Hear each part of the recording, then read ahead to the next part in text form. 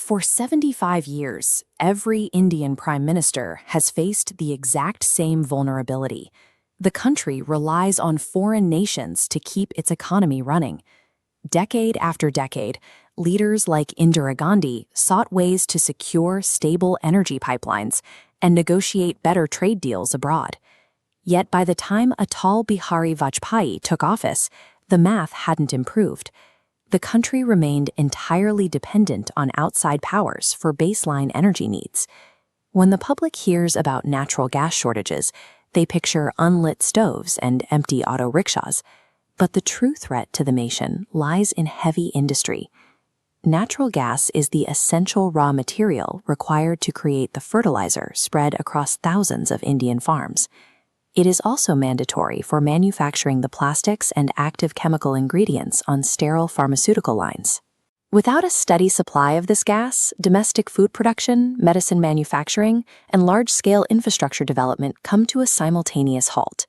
India requires 65 billion cubic meters of natural gas annually, but domestic production covers only 35. That leaves a massive 30 billion cubic meter void.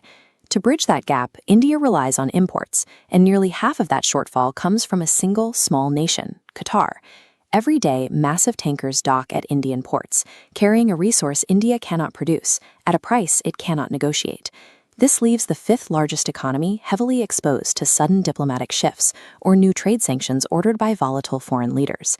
While European nations and China maintain over 90 days of gas reserves to weather these types of shocks, India holds just 60. If a single port shuts down or a key diplomatic relationship sours, the raw materials required to run India's industrial sector will vanish within 2 months. India's own open-cast mines hold the solution to this vulnerability, with enough domestic coal to power the nation for 200 years. Instead of burning it, engineers pump coal into a chamber with limited oxygen and steam. The rock is violently dismantled at the molecular level. This binds carbon and hydrogen atoms with oxygen to produce syngas. Think of this molecule as an industrial building block. You can rearrange its atoms to manufacture fertilizer, mold plastics for medical equipment, or synthesize methanol to replace petrol. Mastering this one chemical reaction allows a basic raw rock to theoretically replace all foreign gas imports for 6 massive industries. If the science is proven and the resources are local, the obvious question is why the Indian government hasn't already executed this nationwide. This maps the 4 global coal grades, from high-energy anthracite at the top down to low-yielding lignite. Despite having the 5th largest reserve, almost all of India's native coal is trapped in these bottom 2 tiers, far below US or Chinese variants. Imported high-grade coal contains about 10 to 20% ash. Indian coal frequently contains up to 50%. Half of the rock is completely inert. Processing rock that is half garbage physically chokes the system. The heavy ash degrades the machinery, bringing sensitive industrial components to a grinding halt. The true engineering challenge is building machinery capable of consistently digesting millions of tons of heavy, low-grade rock. Even if engineers solve the ash problem, a severe financial reality keeps private companies away. This graph tracks global natural gas prices. Producing syngas is exceptionally expensive, profitable only during extreme temporary peaks.